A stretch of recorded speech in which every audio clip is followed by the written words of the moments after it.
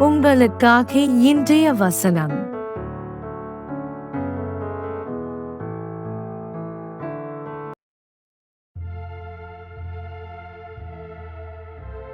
நான் உண்டுபண்ணின எல்லா ஜாதிகளைப் பார்க்கிலும் புகழ்ச்சியிலும் கீர்த்தியிலும் மகிமையிலும் உன்னைச் சிறந்திருக்கும்படி செய்வேன் என்றும் நான் சொன்னபடியே நீ உன் தேவனாகிய கர்த்தரான எனக்குப் பரிசுத்த ஜனமாயிருப்பாய் என்றும் அவர் இன்று உனக்குச் சொல்லுகிறார் என்றான்.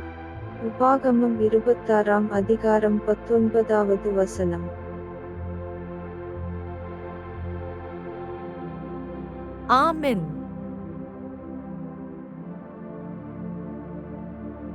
And to make thee high above all nations, which he hath made, in praise, and in name, and in honor, and that thou mayest be an holy people unto the Lord thy God, as he hath spoken. Deuteronomy chapter 26 verse 19. Amen.